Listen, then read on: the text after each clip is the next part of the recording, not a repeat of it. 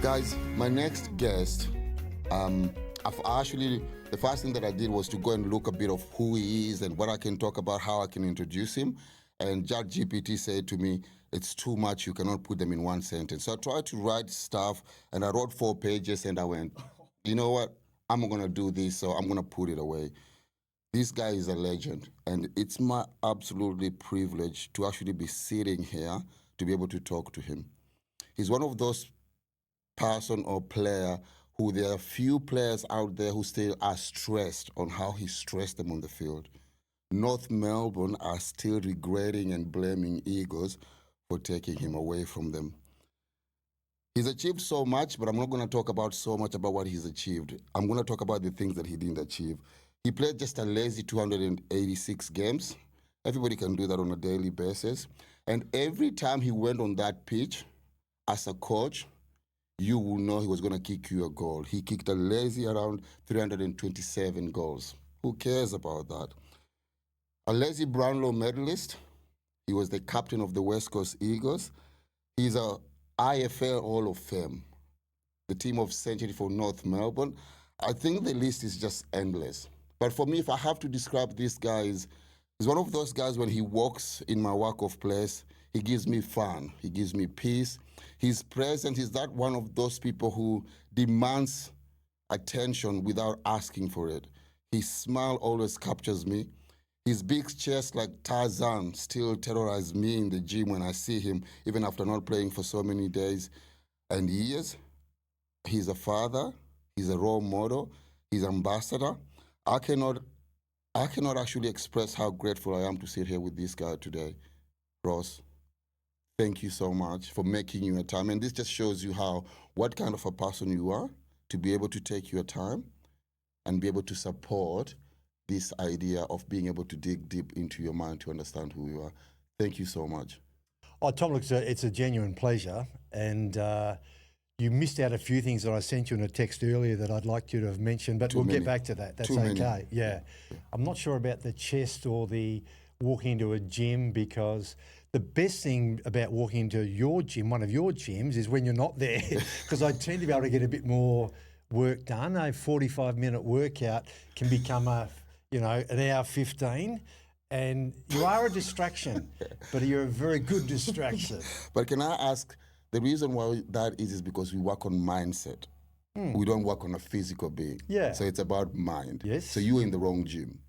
Okay. Yeah. Okay. The gym is more about mind, talking, than doing. And I know you've been a guy, your physical presence has been the thing since your playing days. I want to ask you, was that something you actually focus on, or? It is a good question, Tom, because this might sound vain or conceited, but I promised myself when I finished playing that I wanted to retain the level of fitness and mindset, health, both mind and body, that I had when I was playing, because you work so hard over a period of time. And I'm nearly 70, so the 15 to 18 years of playing senior football, I thought, why would I just stop and just fall away? Because the other incentive for me is I see so many past sports people who just think, oh, I've done this for 10 years, I can't do it anymore. Yeah. And then they tend to have some health issues, and it gets so much harder, mate, to get back to some sort of shape. Yeah. And so I want to retain that. So that's a bit of vanity, but then I want to be able to run around with my grandkids. Yes. And I want to be able to chase the ball, or if I want to walk down the street and walk quickly or go for a jog or whatever it might be, come to a gym, I want to enjoy doing it, not going there thinking this is going to hurt, it's going to be annoying, and sometimes you talk yourself out of going. Ross, you've mentioned it a little bit, but I want to ask, you've played 18 years in the system or whatever, in that sense, you don't need to prove anything. You're fit. What drives you? Because I've seen you train and how you train very hard. What is the goal? What drives you to keep those standards? Yeah, well, I was brought up in a fairly humble family, and so setting an example, which my parents did, for my kids and now my grandkids, and those friends of mine or those who, well, for instance, I wouldn't be sitting here if I hadn't have done what I've been doing and then met you. Yeah. Now, some may say it's a bad thing I've met you, but it's a very good thing. But again, it's my ability to maintain, and that gives me energy. Yep. It gives me, why do I wake up in the morning? They're the old school things of saying. In the last few months of being retired, people say, what are you doing? And I said, well, I'm just working through what are the things that are driving me to enjoy this time in my life. I'm in my last quarter of my life, if you say it that way. So that just sort of shortens it. So I want to be able to do the things with my kids, with my grandkids, travel, well, not a big traveller, but do things that I want to do because I'm physically capable. And more importantly, over the last few weeks, a few friends or former football mates, not former mates, but their health issues are getting hold of them. Now, touch wood, I'm okay, and I keep getting my checks because a lot of us at this age don't.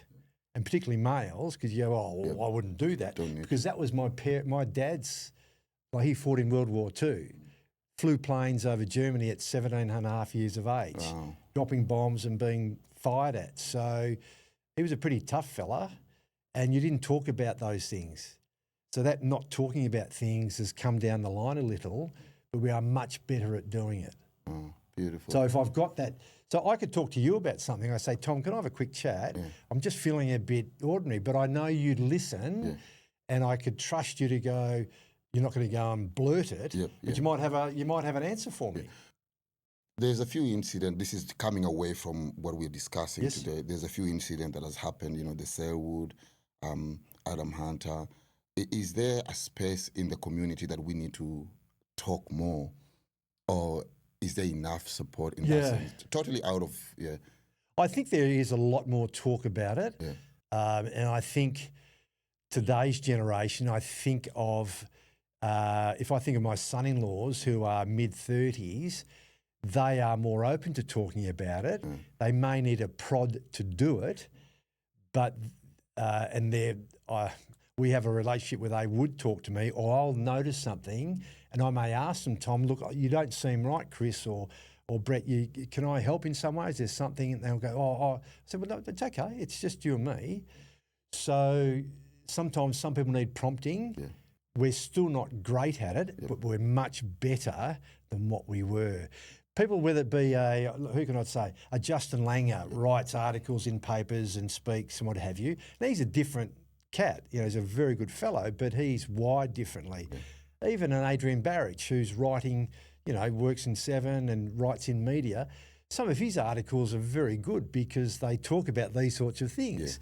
And it's just a human opening up and saying, well, I'm going to be vulnerable for a while. What's wrong with that? Nothing wrong. At all. But that's the hurdle that people find hard to challenge themselves with. I'll share one thing that my old woman told me before I lost her. She said to me, Tom, I'd rather have you come home as a coward than not come back home as a hero.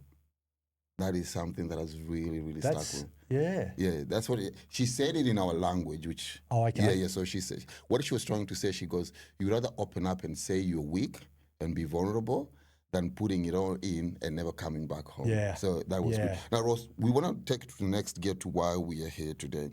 A young guy born in Subiaco, you're taken to Melbourne, Victoria. You know, in those days, there's not a lot of things that you can bounce on. What did you need to shift here to be the guy? You know, you've been taken away to a different place, different surrounding, different people. You're a young guy still, you know, trying to establish himself. What did you need to do to be the person you were in North Melbourne and such an amazing player? You grow up pretty quickly, Tom, because you leave home, and I was very comfortable at home. I loved being at home. So I got married when I was 21. Kerry and I drove across the Nullarbor to Melbourne to start playing with North Melbourne. So to do that, you arrive at the football club, you don't really know anyone. So you've got to step out of yourself a bit, and I'm quite a reserved person, so in fact a little bit shy. But a football club generally finds you out pretty quickly, because if you want to become a decent player, but also prove why the club brought you across to play with these other blokes who go, oh, here's another bloke from interstate, as interstate recruits were starting to be brought in the late 70s, Tom. So you had something to prove, and you were tested physically, a little bit mentally. In those days, the change room pranks were pretty, they were pretty rude. If I can say, there's nothing, the first thing you had to do at North as a new player in your first training session, you go in, get changed, you had to walk through the whole playing group naked to the showers. Now that's intimidating. Yeah. And how did for a young guy, you've just left home, there's a lot of instability, new ground, you had to do something like that. How was that mentally for you, and what did you have to go to keep you going? Well, deep down, I suppose, I was pretty proud of being selected to go across. And so twofold, it was an amateur sport at the time, Tom, so you had to get a job. So you were working 5 days a week, and this was training 3 times a week. So your opportunity to integrate yourself into the football club wasn't full-time. You had to integrate yourself into a workplace first. So you had to establish yourself in a work environment. Kerry, my wife, had to get a job. We had to find a home. You had to reset yourself. So that was a challenge, but it was good fun, Tom. I tried to keep it as fun as possible because I was worried about Kerry not enjoying it. And if she wasn't going to be happy, then we would have come home. So it was being strong, not relying on, I'll just call over and see mum and dad and see what they think. Make the decision yourself, son. You've got to go and borrow money to buy your first house. Is this house going to be what we're after? Do I need to get some advice from a financial person? Well, mum and dad usually gave me that finance. So I thought, okay, is there someone at the football club, another player who was an accountant? Could I ask them about these things? So you start to find different resources if you want to, or you fall by the wayside. So it was either... It was stand up or drop away.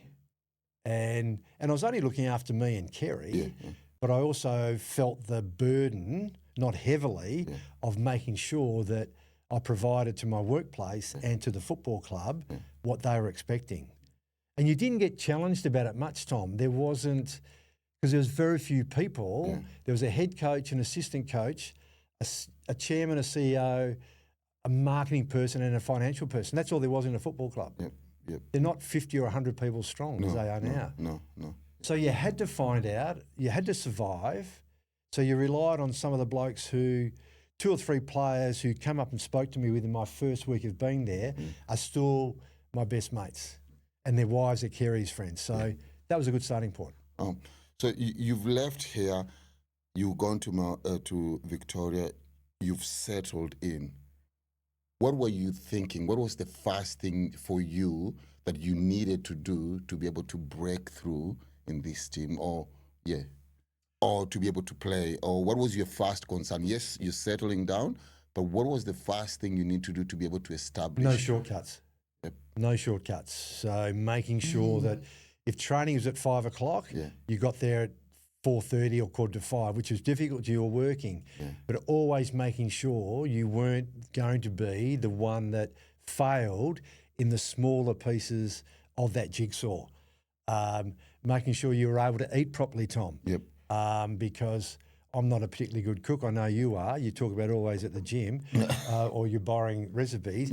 But it's that life experience of, are you going to actually do everything you can, because it can go from you very quickly. Now, because I think I started at that level, because I knew that there was a bit of fitness I had to gain. It was a more physical game. They were bigger players. I was a bigger player, 6'2", 94 kilos. So I was reasonably sized for the late 70s, early 80s. Now I'm barely a midfielder. But it's all changed. But at the time, I had to get physically stronger, particularly through the hips, because the grounds were softer. They were clay soil, they were boggy, they were smaller, so it was more contested. You had to be able to hold your ground, and it was more physical in terms of front-on collisions, physical punches in the back of the head. Yeah. So you had to be able to hold your ground and, develop a bit of courage. Are there things you had to sacrifice in your life? Of course, there are things you've had to sacrifice. I want you just to tell us, what are the things you had to sacrifice to be the player you are? Well, you do. If there's somebody listening out there, they need to understand what is it that it takes to be able to play at the level you are, to be who you are. Yeah. What are the things you sacrifice? Well, at times you sacrifice time with your family because what you're trying to do is do the best you can in that particular endeavour to make life better for your family. But sometimes in doing that, then you're not at home as much as you'd like to be or they would like you to be. So there's that small portion, but it's an important portion.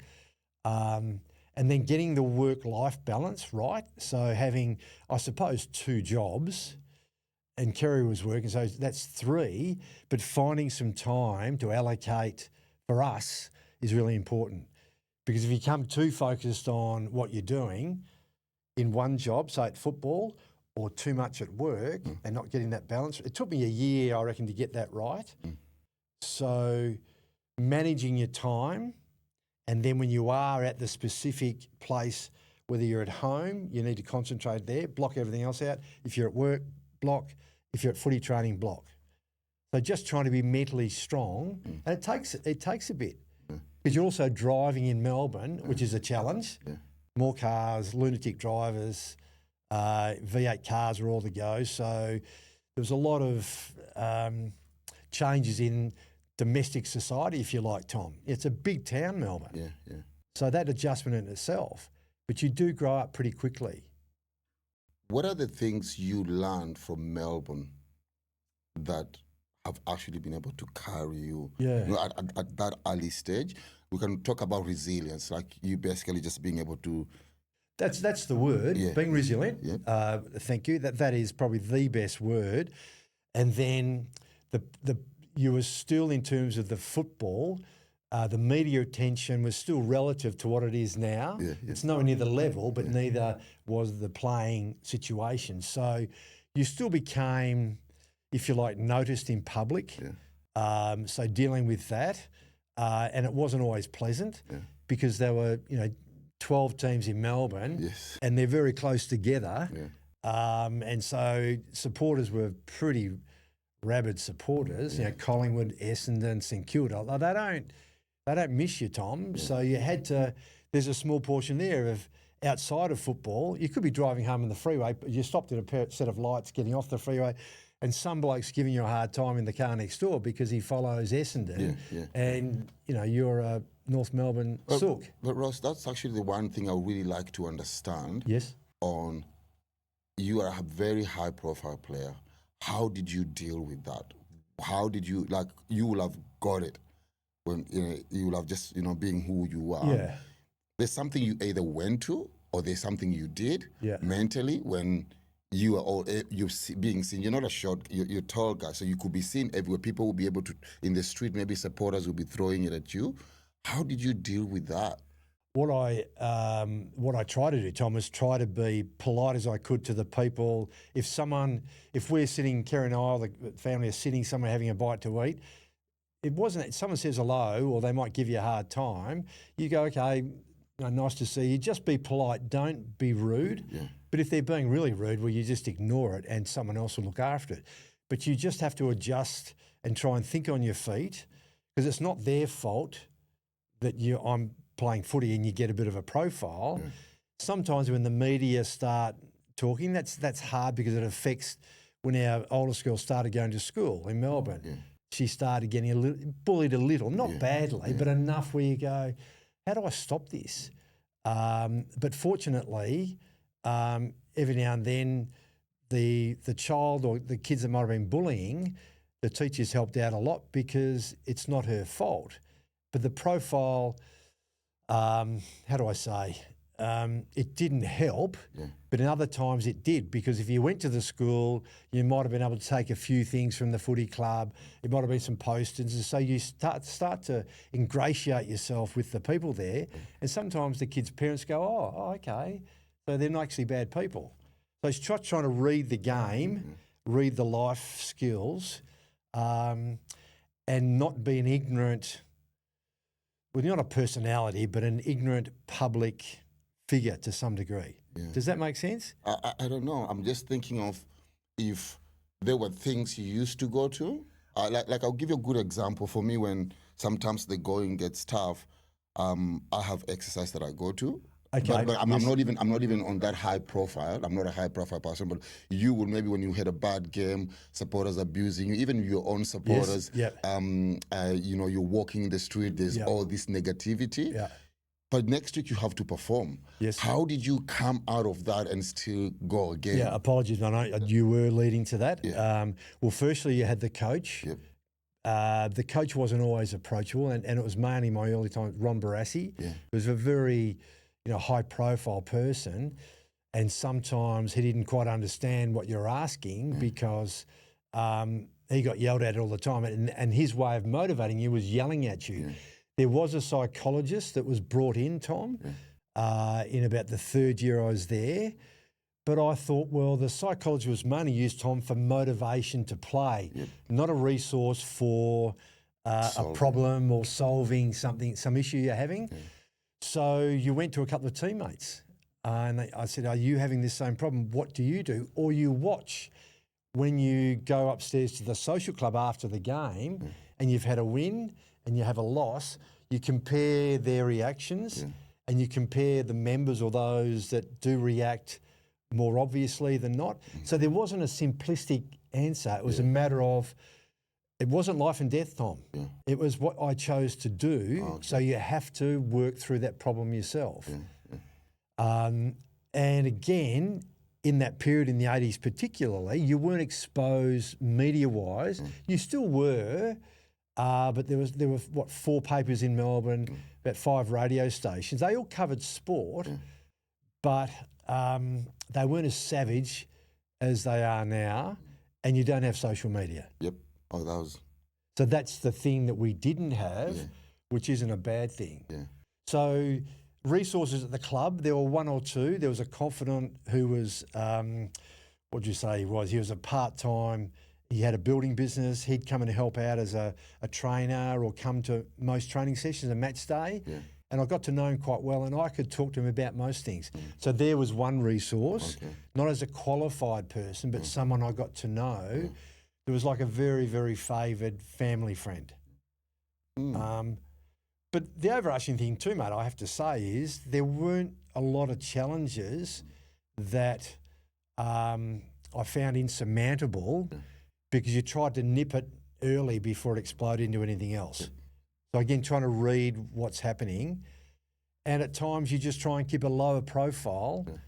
I didn't like the public thing, but that just comes with it sometimes. So what do you do about it? You just have to embrace it. Yeah. It's like some of the younger players now. I mean, they get smashed, but that's what they choose, and they choose to do that. But so finding 1 or 2 resources within the business, the sport I was playing, that I had confidence in and I trusted, and then Kerry, my wife, or if things got, I'd prefer not to ring mum or dad, but they would come over probably 3 times a year, and it might have been at those stages, it was predominantly in season, that I'd be able to say, oh, this is what I'm trying to explain to you by phone, this is what's happening here, this is great.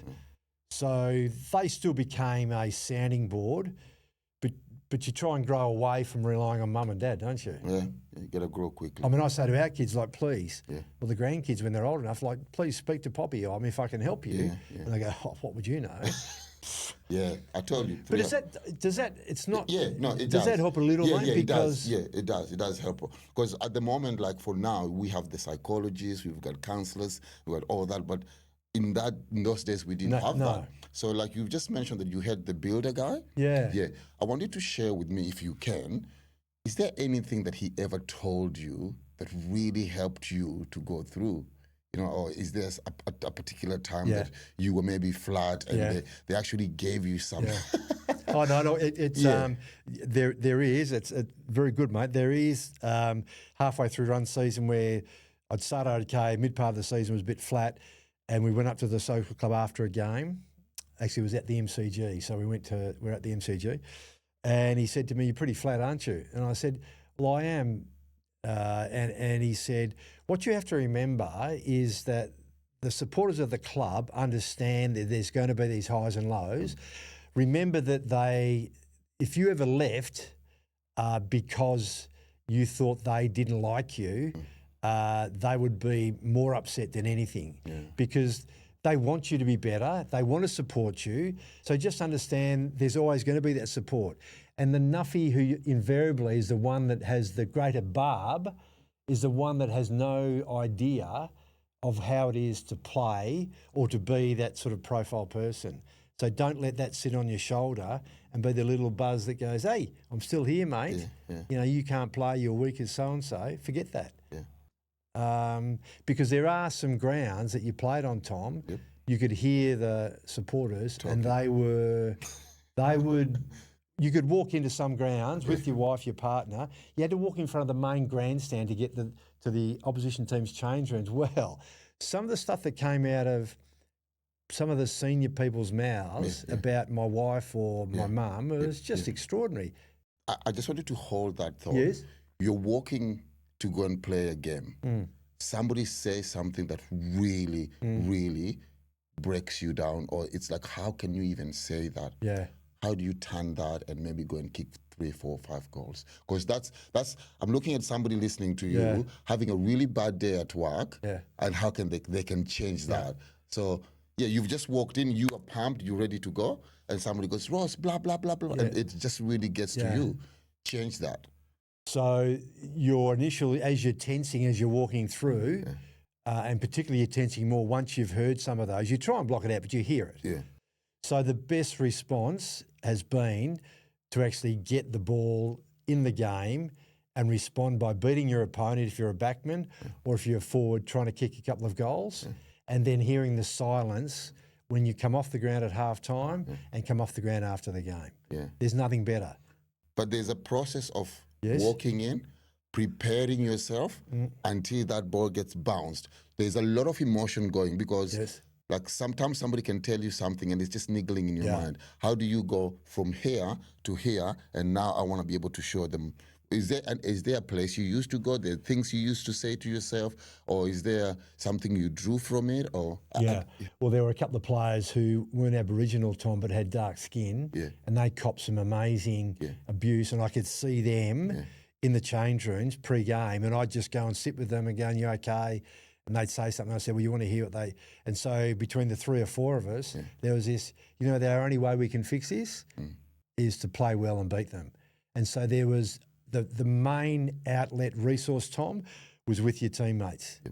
So there were some pretty ordinary things said.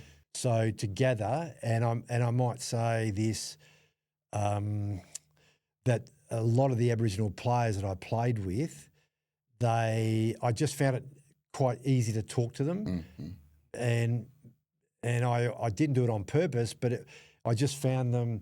I was attracted to them because I could see them not being able to express what they wanted to do. So I thought, well, if I could say, well, I'm going through this, they go, oh, we thought you were impervious to all that.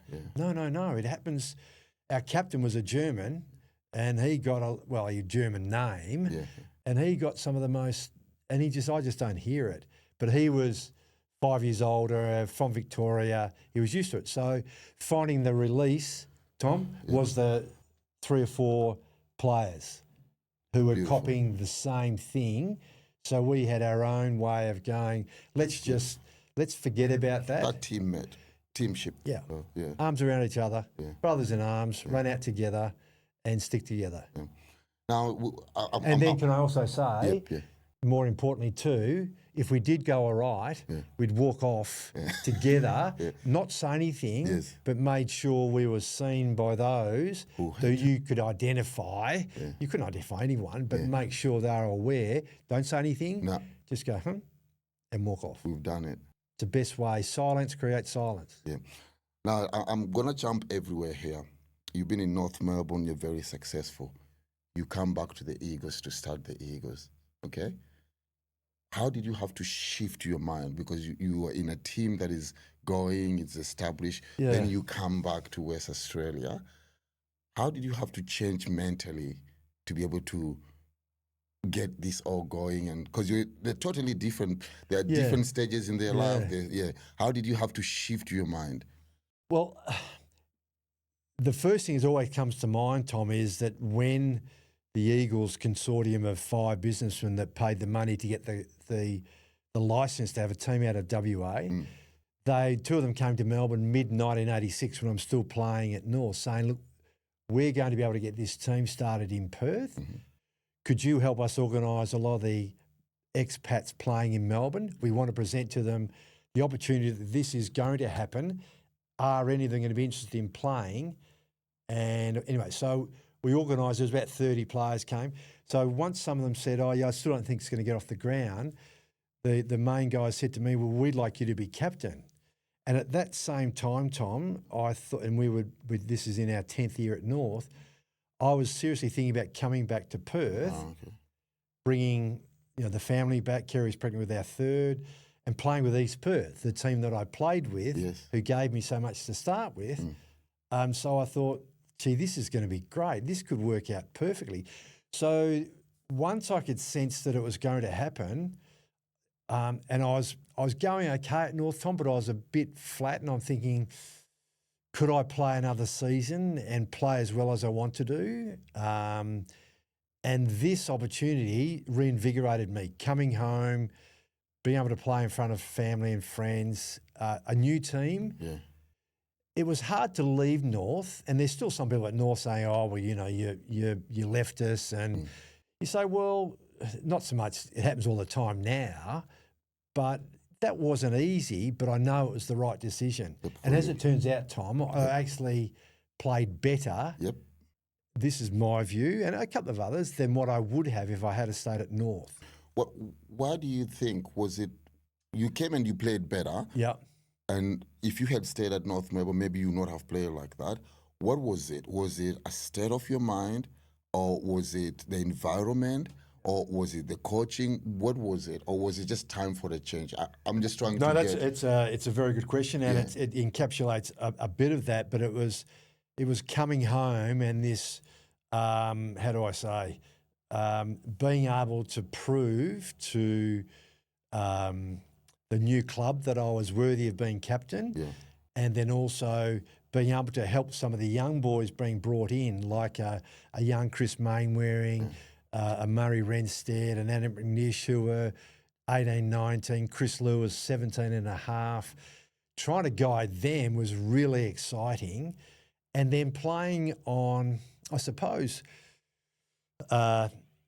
grounds, well, Subiaco Oval was a very familiar ground for me, but then also to be able to fly to Melbourne and help educate the players to then go and play in different grounds in Melbourne, how you play that and adjust to the conditions. So being a bit of a teacher and a bit of a mentor, I enjoyed doing that. So it was the responsibility. The responsibility, that's the word.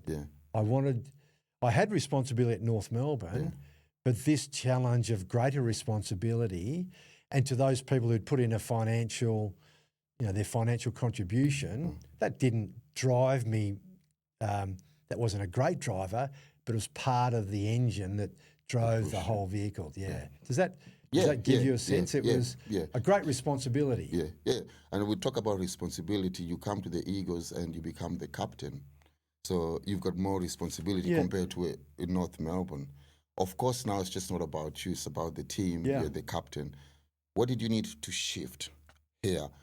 What are the different things you did preparing for the game? Because now you had to, you had the troop behind you as a leader, than just thinking about you and your game. What was the shift? How did you have to prepare? Is there anything different, mind-wise, and anything like that? Well, physically, Tom, I was refreshed by coming back, so my mind was refreshed. So my training pre-season, I didn't do as many sessions, but I did more solid sessions.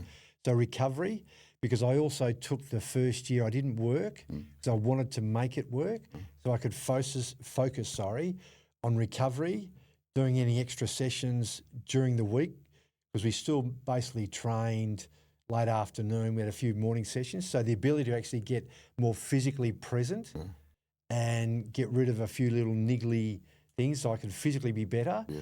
And I actually challenged myself to be more assertive on the ground.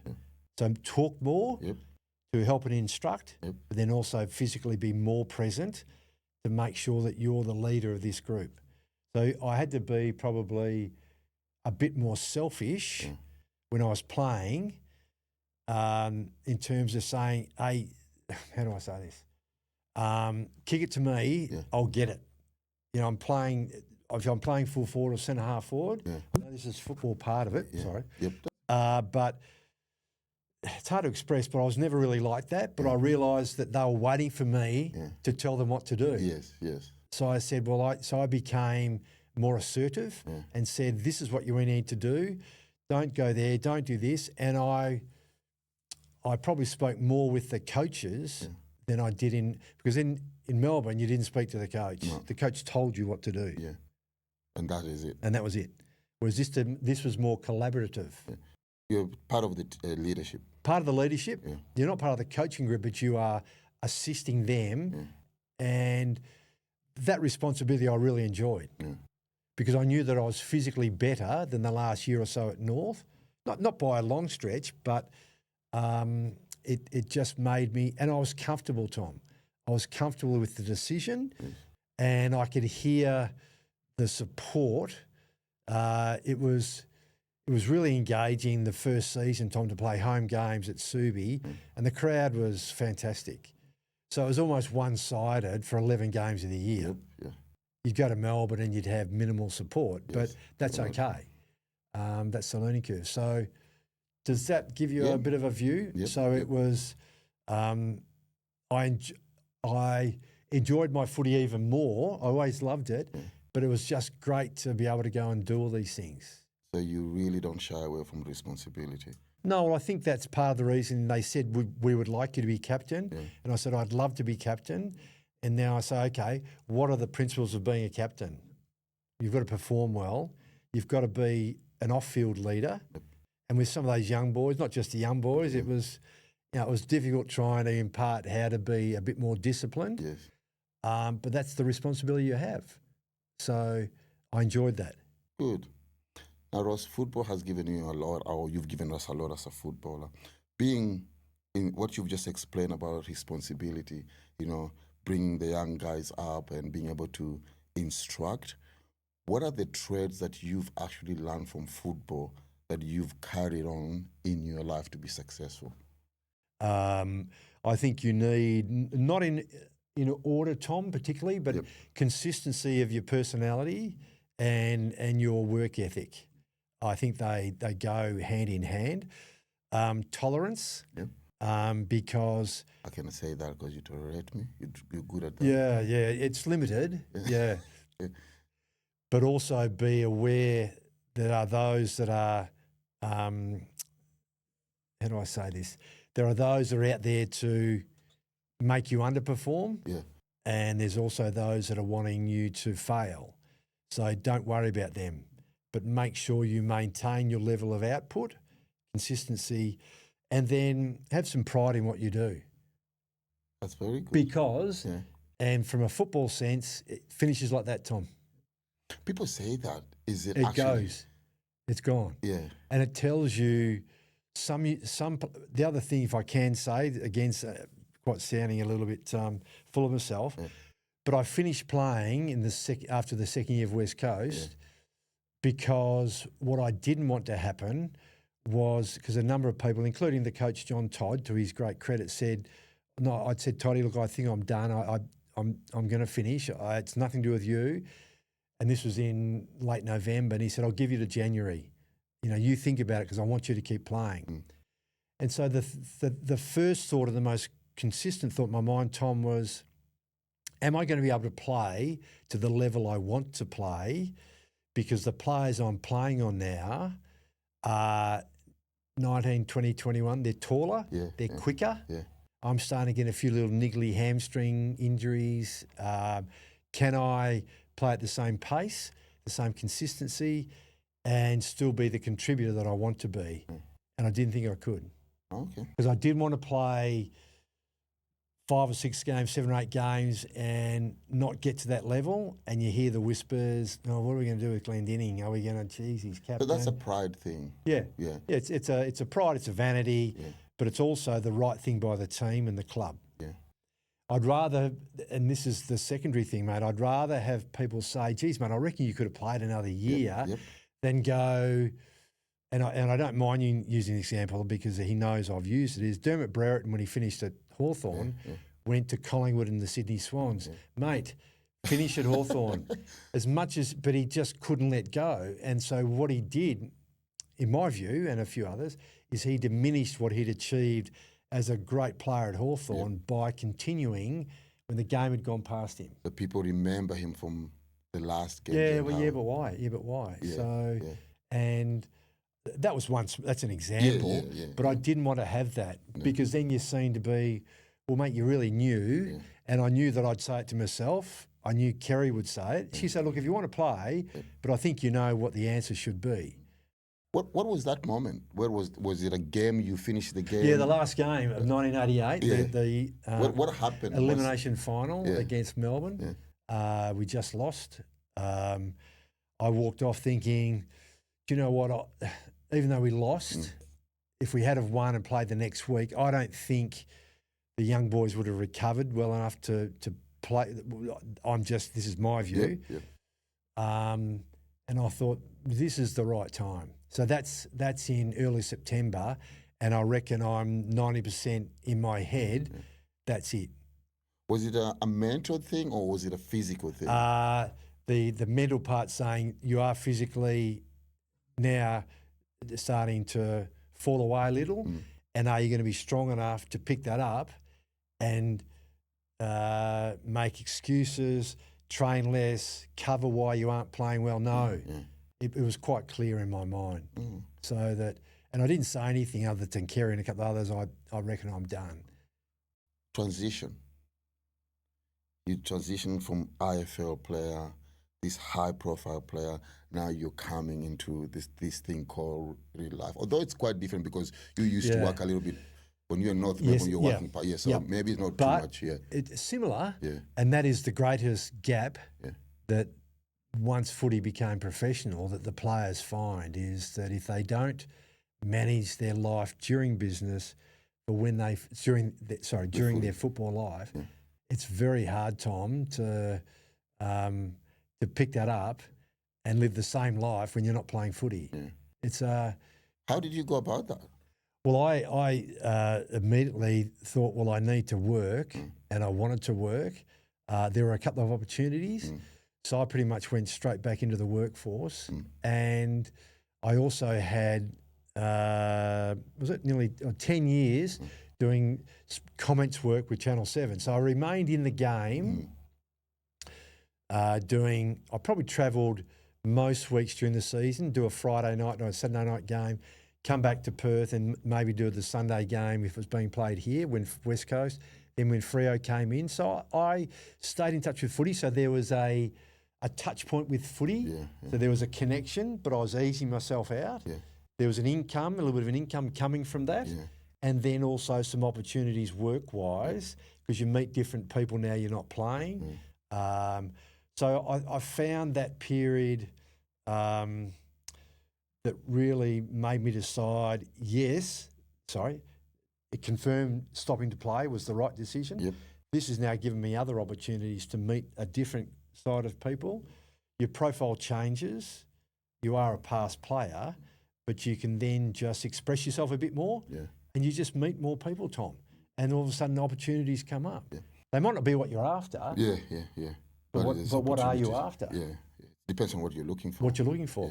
Now, if you are still in football and you talk to so many players, you're in the game, if you had to advise some of the players to help them to transit from being a professional player that they are now to getting back in the so-called the normal lifestyle, what are the things you will actually share with them? Maybe one or two things you could actually share with them to be able to consider. Yep. You have to have an eye, I believe. If the average career is only 4.5 years in the AFL, Tom, which 4.5. because that's combined of those that play 10 or 12, which to those that are on a list for 2 or 3 years but only play 1 or 2 games.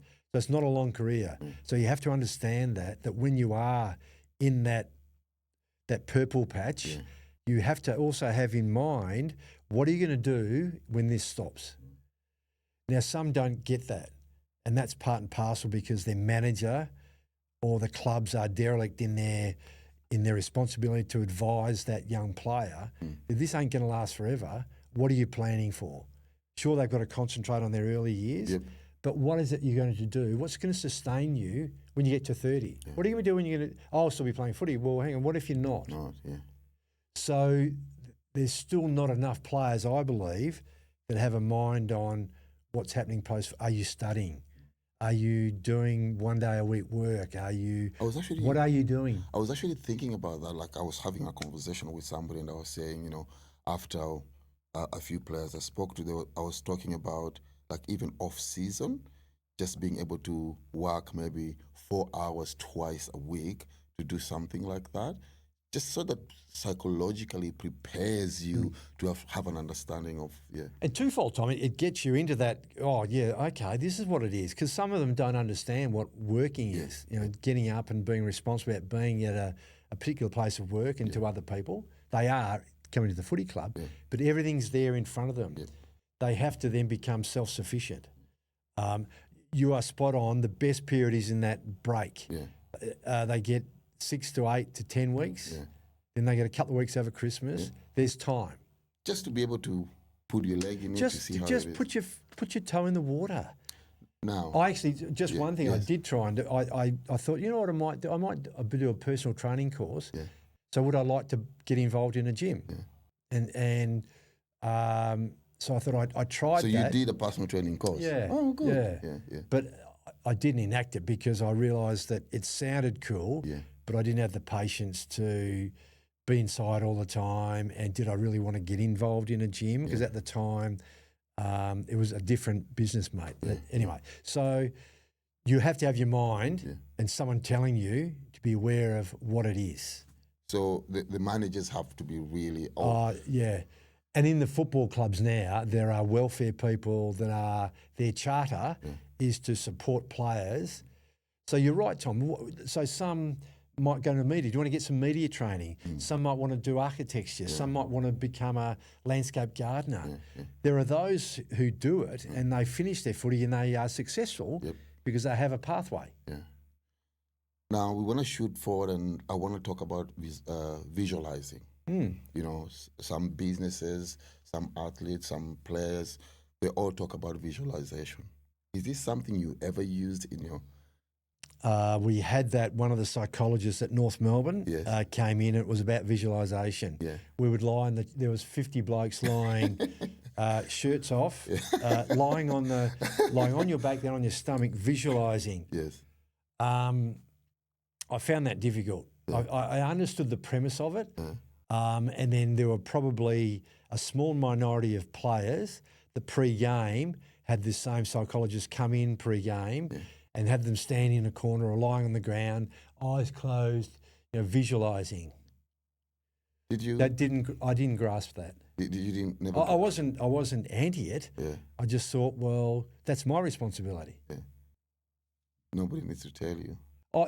It wasn't an arrogance. No, but I think that was my responsibility. I went along with it, but I couldn't tell you that I sought any more advice in that area because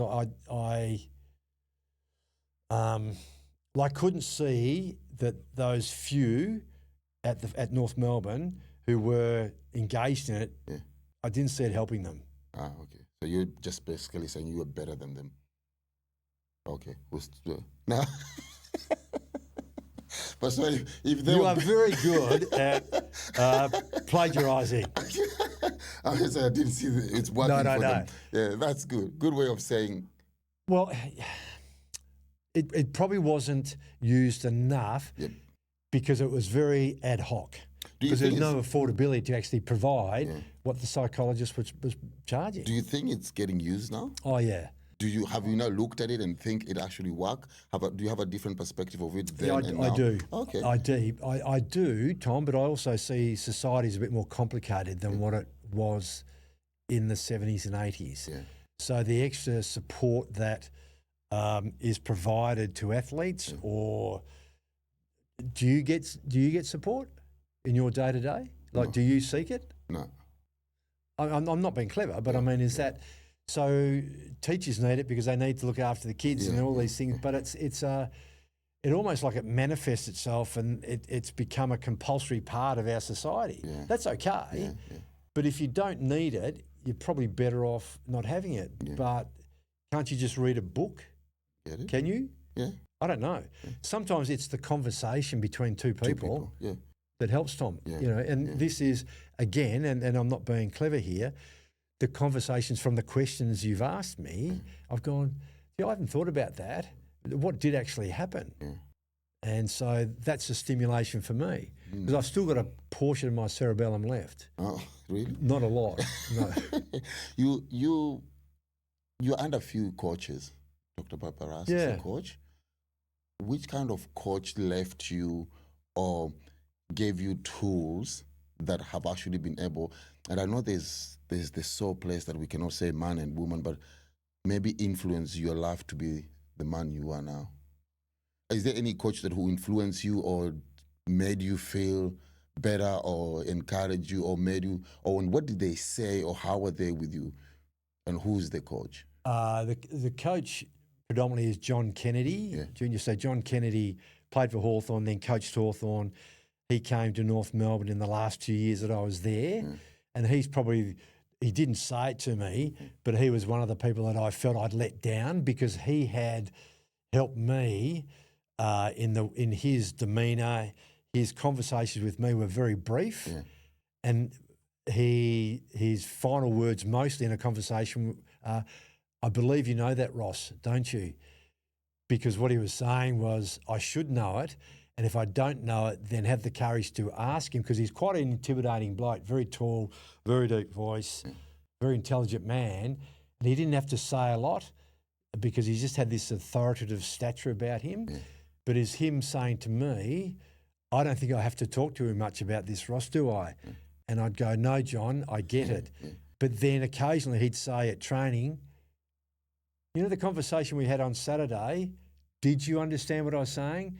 And I'd go, I mucked up, I do now. So it was very simple in what he said. Again, my responsibility to listen.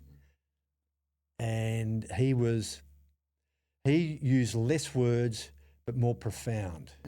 Now that's a part about his stature, his career, but also less is more. Brass used to go off so much, he just becomes, oh, Ron, just say tell me how I'm going to get better. Not yell at me and call me and whatever. Help. Otherwise, you just don't listen. Whereas John Kennedy and John Todd, the late John Todd, I have a lot of respect for him, because any particular thing or incident. I'm just really trying to any incident or a particular thing that he told you and you still carry it up to now. He would say, I'm asking you as the captain, Ross, to have one of your better games today, and I'm relying on you to do that. You know I need you to do that. And so it was a further placement on him of responsibility I had. And again, I think because he could see that I could actually do that. I could lead the team. So if I'm playing well, sounds terrible, Tom, but if I'm playing well, generally the team's playing well because I'm at the front end. So to be playing well, we have to be getting the ball, getting it in the forward half. And if I'm getting it a bit, we're hopefully kicking a few goals and we're playing well and winning. I mean, it sounds simplistic. So it's giving you a lot of responsibility. How has that helped you to become who Well, I don't mind responsibility, because if I'm not asked to take it and someone else in a room or in an environment is, and I'm not. Yeah. And I'm thinking, why has Tom been asked to do that? Could I not have been asked to help? Or maybe Tom might ask me later, but Tom doesn't ask me later. So I sense that I failed. Oh, okay. Very interesting. You've had low moments in your life, in career. Where I failed? Yeah, no. Yeah, no, yeah, I'm just I talking have. about in your normal life, like as a footballer, you've had times that you were very low, maybe no performance, the team not Yep. performing. What did you do to be able to either pick yourself or pick the team? Or Yeah. What are the go-to things, or where did you draw your energy? Where did you draw the encouragement? What did you do when things were not working for you? I tried to do a bit more, which didn't always work because I tried to do a bit more training on the nights off when we were at North Melbourne. And back here in those first 2 years at West Coast, I could do some more, but that was more of refreshing for the next game ahead because I was at that age where I wasn't able to do that at North, but the recovery part of being the age I was better than doing more training. But I could have done a bit more gym, more stretching, more mass, whatever it might be. So Tom, it was. I'd always resort to, and I do it now, that if I need to clear my head on something, here's an example for you. If I'm presenting at a function, or I'm speaking at my daughter's wedding, the best way I get some of the notes and key points in what I'm going to be speaking about is when I'm exercising. Oh, okay. So I used to, in the car, I'd have one of those little dictaphones, and I'd get an idea or the opening line of a speech, and I'd say, this is the opening line, and I'd say it. You use it. I wasn't driving and writing. No. But I find exercise is the elixir of ills. Yeah. It's the panacea, if you like, mate, of any stress or what have you that I might have, and it helps clear my head. Yeah. And I think I don't know, more clearly, more strategically, simply, and I can eradicate some things that I'm worrying about that I shouldn't be worrying about. Oh, beautiful. I normally say motion creates emotion. You move your body, you feel better, and all that. That's something. That's very profound. That's something I say. Motion creates emotion. Now, there's a CEO listening to this out there. There's a manager listening to this. I want them to have a message that you will give them. The manager? Yeah, the CEO, the manager. When things are going tough, when maybe the business not making money, things are going tough. What are the things for you when things are not going that good, you will implement? Yeah. Well, at the moment, this is, the simple one is trust yourself and trust the people around you, that the principles of which we all are, five of us, whether it's the management, we're all working for, are the right things. Are they attainable? Are they fantasized? What are they? So trust yourself and trust that you can trust them, that what our goal is achievable and the right one. Simplistic, Tom. There's in a number of and in footy, but in a number of places I've worked, is that having KPIs and what is our charter? What are our 5 words of inspiration? Well, sometimes a company's charter, is 4 pages, and no one remembers that. No. Simplified. What you just said before, Tom, it's the same thing. It's just something simple that resonates, not with everyone, but the greater group, or then allow them to modify it to suit them. Yeah. You're only as happy as your unhappiest child. Yes. Why is that? So how do you fix that? Yeah. So do something about it. Do something about it. Talking about doing something about it, there's a young kid out there who maybe idolize you. They want to play AFL football. They want to, have that dream. Yeah. What are the sacrifices they have to make? Because not everybody gets it. No, and it's probably an easy one, not for me, not easy one to say, but it's I think the overarching thing, Tom, is work ethic and skill level. You have to ensure that you believe you've got the skill set. Yes. Like you were saying off air, that you find it hard to kick or handball an Australian rules football. And Let's say you bring that on live. no, that's but this okay. can be cut out, or it actually can be further engaged in Things this. I talk to you in secret. I know. Yeah. Don't know why I think It's look, it's a very good question, mate. And you say, well, what would I say to my 11-year-old grandson now that wants to be an AFL footballer? Work hard, get your skills as best you can, and then you're a chance. Because if you can't get the footy, then it's no good having great skills if you can't get it. But if you can get it, it's no good if you can't use it. Yep. Yeah. So you got to be all. You've got to be all. Yeah. You can improve your skill set. Yeah. You can improve your strength and conditioning. Yeah. But can you improve your mindset? Do you really want to play that game? Mm-hmm. Do you really want to play it? Or does Dad want me to play it? Does Tom want me to be the best soccer player? That's okay, but do I want to be? You make that decision. You make that decision. Nobody makes it. You're always going to go through periods of life, mate, and you still do, where someone says, oh, geez, you'd be good at that. Why don't you have a go at it? And, well, maybe I don't want to. But why don't you? Not me. Well, it's not me. The principles you live by.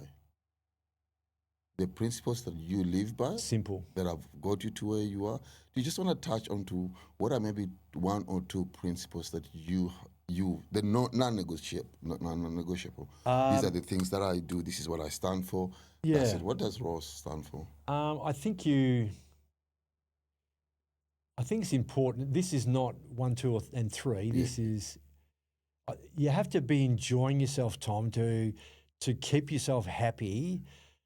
That way your brain stays active, your body functions, and whether you're 15, 5, or you're 35 or 75, if you're not happy what you're doing, Tom, that just permeates to everyone. So you've got to be able to choose and be decisive in what you want to do. And if you're going to do it, like we spoke before, have a decent crack at it. Yeah. Now, if you were complimentary enough to say that when I go to the gym, you think I work hard, well, I'm not going there, apart from the fact it's very expensive at your gym. I'm not going... You can see the results. Yeah. You get what you pay for. I'm going there for a purpose. Yeah. So have a purpose. And then just trust yourself. You've got to trust yourself. So it's a trust yourself, work hard, but enjoy what you do. Yeah. I don't think that's ever going to change, mate. Yeah. How many people are doing things that they're not happy doing? And I know some don't have a choice. I get that. Yeah. We all have a choice. It's not being elitist. We all have a choice. I get that. Yep. But there's limited choice. Unless you're living in a different country, I think, and I'll be very harsh, if you're living in Australia, you have a choice. Unless you have some mental health problem or you have a physical problem and all that. But if you're functioning as a normal person and you're doing a shit job that you had, that's your decision. Yeah, because there's so many opportunities here. And you have to try and understand, going back to the question you asked me about the young player now, you've got to understand where you are in life and what the now is, but also have that eye on, well, what's coming up. Yeah. Aware of that. Be aware of that. Don't just cut it off because it's going to impact you. It's going to hit you at some stage. Now, Ross, how will you like people to remember you? Well, that's an interesting question. I'd like to think that they don't have to answer that for quite some time. Yeah. But, somebody told me the other day, nobody gets out of here alive. But I'm not talking about the death, but I just want to know, even people remembering you, people knowing you, how would you like people to remember you? At some point, how would you like people to describe you? Maybe that's the best way for me to say it. But I would say, how would you like people to remember you? On principle, I've always hoped that you've been a half-decent human being and you are approachable. Like when we first met, why am I any different to you? Why wouldn't we say hello and have a conversation? So to maintain a degree of honesty and integrity. And If let's say just I don't put sound philosophical, no, but if somebody just it's a hard question, it's Tom. not a hard question. If you sat there, Well, and you answer it. I'm not Ross. Thank God for that. I don't, there are people who are still suffering from post-traumatic since you kicked so many goals. I don't want to do that to people. I'm a decent bloke, okay? But if if somebody just had to, how would you like somebody, let's say, sitting there to be able to describe you? How would you like to be remembered? If somebody had to talk about you, Yeah. how would you like that to be? Oh, a fellow who had respect for those around him, loved his family, enjoyed himself to the point where you could see that life was worth living, and then also trying to support people now who don't have, or have had, or could get the same opportunities. Oh, wow. Oh. I mean, it's easy to say that. Yeah. No. But it is, Tom, more so now. I see it more regularly than what I did 10 years ago, because you're buried in work and what have you. But there's times where you go, well, here we are. This is not being too sentimental or what have you, but there's a few people of a similar age that are doing it pretty tough that I know, and I feel a responsibility and to help and do what I can. I would be annoyed and bloody disappointed if I didn't try and do something to help. That's the leadership that you've had all along in your life. So, yeah, that's But we've all got it, Tom. yeah, but whether we apply You it just or gotta not, find but it. you're just saying how you feel bad if you're not helping. Some people will not. So it's something that being able to be in a team environment, being able, you talk about when you came to the Eagles, being able to get people along, not about you, about people. I think that's something you've carried yourself. And if I had to describe you, it would be very different from that. But I'm not going to say that. I want you to. I want to finish this by asking you. You can't use that language. No. I want to ask you this. You've achieved a lot of things, and maybe some that you never thought you could achieve. Winning Brownlow and all these things. What is the one thing that Ross looks at it and goes, I'm proud of myself? That's easy. My family. Oh, beautiful. Oh, it's front of mind all the time. And that's a small part again, Tom, of I've said to you previously that it's easy to say that, but it's just a fact. Oh, Ross, you know the funny thing with that? You didn't think about it. Well, you didn't think about it. You've achieved so many things, but the only thing that you've just gone straight to, it's your family. It's not, well, I didn't have to. It's just natural. It's not natural to everyone. You could have said my Brownlow. You could have said being the cap. No, that's some people will say that. But for you, I've got it here. That means shivers. That means I must have dropped it on the footpath. That means that bloke who's haranguing me outside. That shows who you are. All those things will have mean so much to you, but the most important thing for you, it's your family.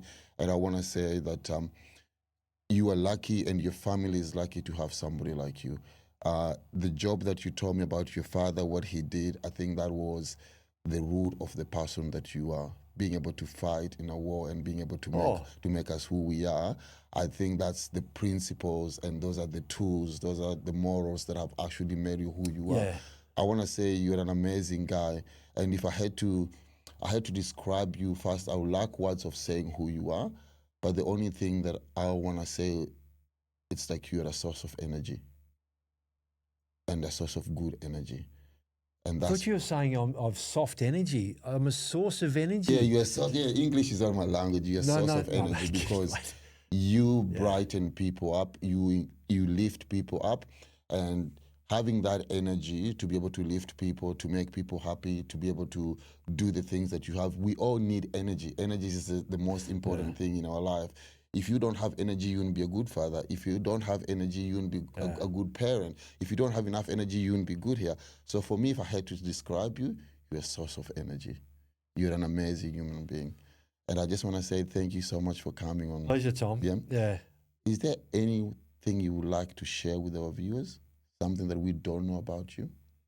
No, well, I think you've mentioned way too much about me today already. But may I say, and I said it to you coming up the stairs, that it's when you get a chance to be a bit more introspective, not you, it's interesting what your mind goes to. You gave me a bit of a hint about what we were going to be talking about, but it made me think, well, what is it?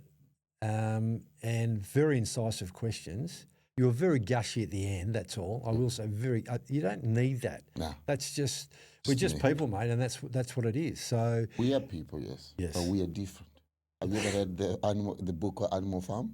I don't have any red shoes. I know that. And all animals are the same, Yeah. but others are very different. Now, Ross, I forgot to ask this shit.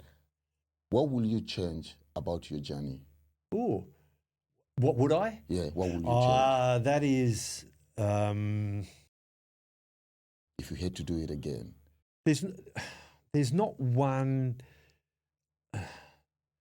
I possibly should have worked a bit harder at school, late at school. Yeah.